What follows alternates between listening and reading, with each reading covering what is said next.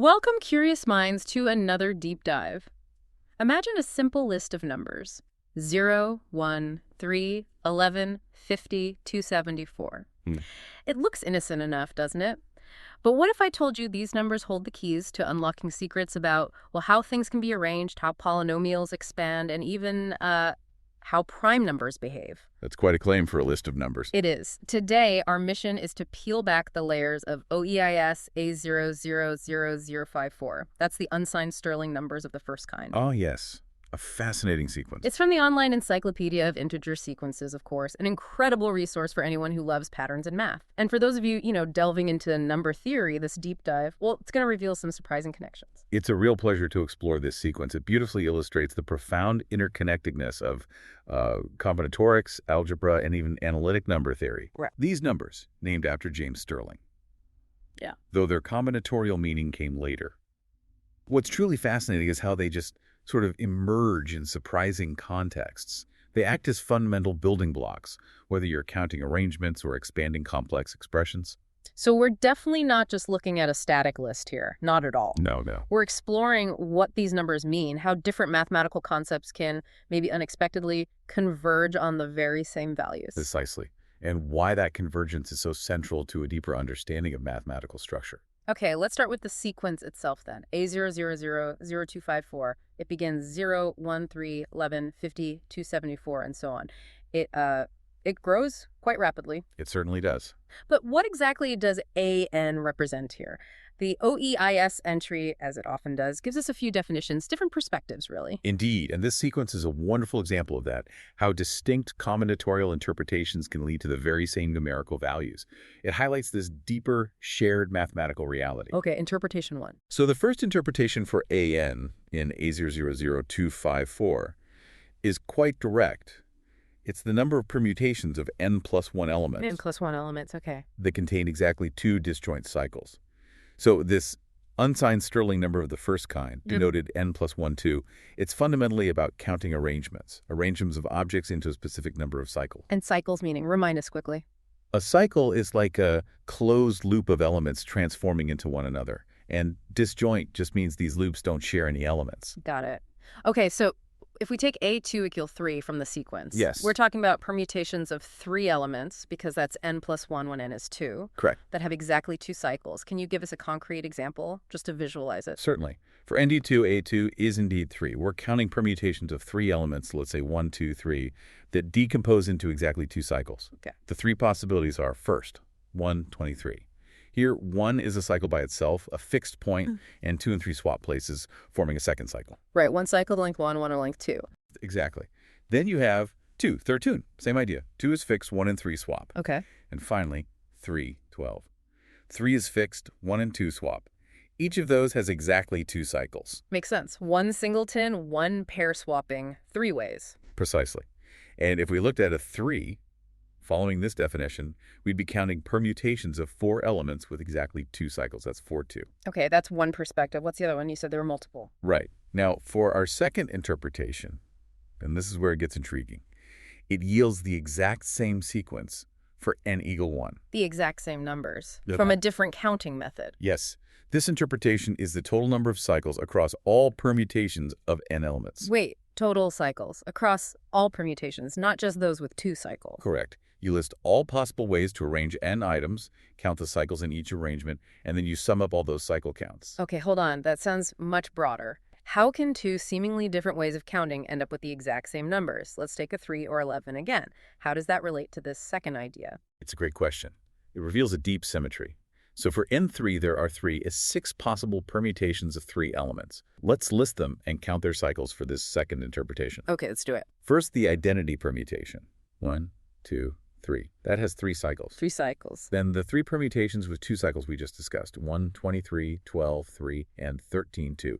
Each of these contributes 2 cycles. So that's 3, 2 is 6 cycles from those. Correct. That's 6 cycles. Finally, the 2 permutations with only 1 cycle, 123 and 132. These are the 3 cycles. Each contributes 1 cycle. So 1 equals 2 cycles from those. Exactly. Now sum them up. 3 cycles from the identity, plus 6 cycles from the transpositions, plus 2 cycles from the 3 cycles. 3 plus 6 plus 2, that's 11. It's 11. It matches a 3 exactly. Wow. It's quite profound that 4, which is permutations of 4 items with 2 cycles, is the same numerical value as the total number of cycles in all permutations of 3 items. The second interpretation corresponds to the sum k1 to the nk. So whether you're counting permutations of n plus 1 items with exactly 2 cycles, or you're adding up the total cycles from all permutations of n items, you land on the very same number. That's the identity. That's not just a quirky coincidence. It feels like a profound combinatorial identity. It means if you're solving a counting problem, you might have 2 quite different ways to frame it. Absolutely. Yeah. Sometimes one perspective is much easier to work with than the other. This duality gives you powerful equivalent pathways. Amazing. Okay, is there an algebraic view too? There is. This convergence really speaks to the deep underlying structure. Algebraically, these unsigned Stirling numbers of the first kind, nk, are the coefficients you get when you expand the rising factorial. The rising factorial, x to the n rising. Yes, xn, which is x plus 1, x plus n1. When you expand this into powers of x, think of the rising factorial as foundational and combinatorics, often appearing when counting arrangements where elements are added sequentially. Right, like in polyenumeration or something. It pops up in various places. So, for example, let's take by 3. That's x plus 1, x plus 2. Okay.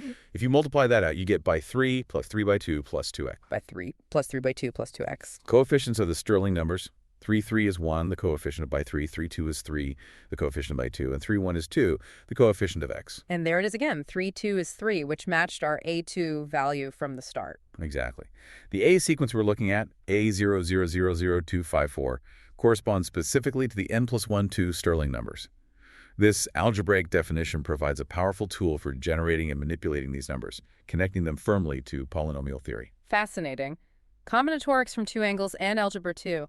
But how does this sequence grow? How does each term build on the last? That brings us to the recurrence relation, right? Yes, the recurrence. It gives us a rule for generating the sequence. The OEIS entry gives it as an plus 1, n plus 1, an plus n. It looks, well, deceptively simple. It does, but it holds a lot of power, and its combinatorial proof is particularly insightful, especially if we use that second interpretation, the total cycles in all permutations 1. Okay, walk us through that. How do we get an plus 1 from an using that idea? Right. Let's consider how we form the total number of cycles for permutations of n plus 1 elements, starting from the permutations of n elements. There are 2 distinct ways to incorporate the n plus 1 element. 2 ways. First, let's think about the n term in the recurrence. Imagine you have all the n permutations of n elements. You've already counted their total cycles, which is an. Right. Now introduce the n plus 1 element.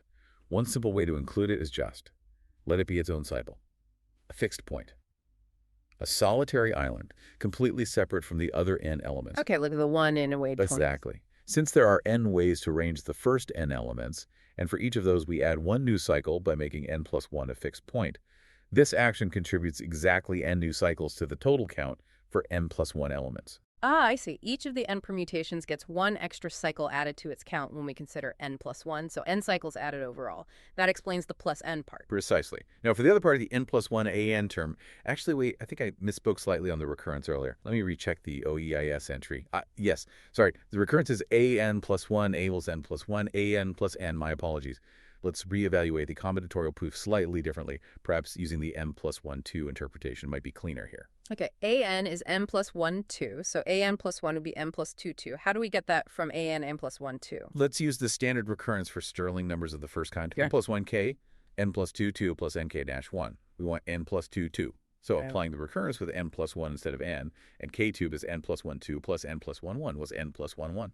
n plus 1, 1 is the number of permutations of n plus 1 elements with exactly 1 cycle. These are the cyclic permutations. How many ways can you arrange n plus 1 elements in a single circle? Is it n? Exactly. Think of fixing one element, say 1 at the top. Then you can arrange the remaining n elements in n ways around the circle. So n plus 1, 1, 1 is n. So substituting that back in. Yeah. n plus 2, 2 equals n plus 1, n plus 1, 2 plus n, which is an plus 1, n plus 1, an plus n. Perfect. There we go. That derivation using the standard Stirling recurrence is much cleaner. It elegantly connects the terms. That's a beautiful connection. Okay, so we have the definitions, the recurrence. But you hinted at connections beyond combinatorics and algebra. This is where the real magic happens, you said. Yes, this is where it gets even more interesting. It has surprisingly direct connections to other fundamental concepts, particularly the harmonic numbers. Harmonic numbers, like 1 plus 12 plus 13, those ones. Exactly those. One of the most elegant, explicit formulas for AN is AN NHN. Wow. N factorial times the nth harmonic number. Precisely. NHN is the sum 1 plus 12 plus 13 plus 12 is plus 1n. These are cornerstones in analytic number theory, appearing everywhere from probability to questions related to the Riemann hypothesis. So let's check at 3 again. We know it's 11. Does 3 H3 give us 11? Let's see. 3 is 3, 2, 1 equals 6. Right. And H3 is 1 plus 12 plus 13. Common denominator is 6, so H3 equals 66 plus 36 plus 26 plus 26, 11, 6. Okay. Now multiply. 6, 1, 16. The 6's cancel, and you get 11. It works. That's incredible. So AN is just n times the sum of the first n reciprocals. It is. And this connection is also quite visible if you look at the sequence AN as the numerators when you sum the harmonic series without reducing the fractions. How do you mean? Well, H1, A11, H11, H2 Yeah. plus 1232, H2, H2, H2, 232, 3. Numerator is 3. Right. H3, 32 plus 13 plus 26 plus 26 plus 26, 163, H3, 6, 116, 11. Numerator is 11. Ah, I So see. H4 is 116 plus 14 plus 312 plus 312 plus 14, common denominator 12. 2212 plus 312 is 2512. Mm-hmm.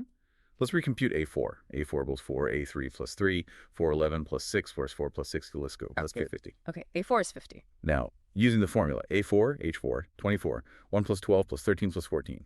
24 plus 12 plus 6, 12 plus 4, 12 plus 3, 12, 24, 25, 12. 24, 25, 12. The 24 cancels with the 12 to leave 2. 225 is 50. It works. It does. My quick addition was slightly off, but the formula holds. The sequence AN isn't quite the raw numerator of the step-by-step harmonic sum, but it is exactly NHN. That's a real aha moment right there. It means these combinatorial numbers, counting cycles in permutations, are intimately tied to this fundamental sum from analysis and number theory. It's like they have a secret handshake, as you might say. Who knew these seemingly abstract combinatorial counts had such a direct lineage to a sum we see in calculus? There's a fascinating link between different branches of mathematics. Absolutely stunning. Are there other connections? Oh, yes. Beyond this, these numbers act as fundamental bridges. For instance, AN relates to the elementary symmetric functions of the first n numbers. Symmetric functions. Right, those relate polynomial roots to coefficients. Exactly. They're building blocks in algebra. This connection shows how these combinatorial counts relate directly to the very structure and behavior of polynomials. And for number theorists, you mentioned primes earlier. Yes, there are truly fascinating patterns in their divisibility. It seems, for instance, that if n is composite, except for NA4, then AN is divisible by n. Divisible by n if n is composite. What about primes? Conversely, if n is prime, then AN modulo n is congruent to N1, or mimical 1 mod. Like Wilson's theorem, almost. Right. P1 is minus 1 mod P. It has that flavor, doesn't it? PTP. The connection isn't immediate, but the result AP, minus 1 mod P for prime P, is suggestive. These aren't just facts. They're patterns that drive deeper inquiry into the unique behavior of primes and their connection to these combinatorial sequences. They hint at profound links between arrangements and the fundamental properties of integers. Today, we've certainly taken a deep dive into OEIS A000254. We've uncovered its dual combinatorial identities permutations with 2 cycles, total cycles and permutations. Right. We saw the elegant recurrence relation AN plus 1, AN plus N that binds it together. And that surprising, really beautiful connection to the harmonic numbers, AN as a NHN. It's a testament to the beauty and the interconnectedness of mathematics, how seemingly simple sequences can hide these profound truths, revealing themselves layer by layer. Indeed. These numbers aren't just abstract concepts floating around. Not at all. They are tangible tools. They help us understand the structure of permutations, the coefficients in polynomial expansions, and they even reveal unique properties of prime numbers. They remind us that the world of integers is just full of surprises. There's always more to learn, more dots to connect. Always. So what does this all mean for you listening, whether you're a budding number theorist or simply, a curious mind? Next time you encounter a problem involving permutations or maybe even sums of fractions that look a bit like H and N, you might just find an unsigned Stirling number of the first kind, maybe A000254 itself, lurking beneath the surface, waiting to offer its elegant solution. It's worth keeping an eye out for them. Perhaps you might even explore, say, how these numbers extend beyond positive integers, or look into their connections to other famous constants, maybe Euler's constant gamma or the Riemann zeta function. Those are very rich areas. The journey into the OEIS and really into the vast landscape of mathematics, it's truly endless.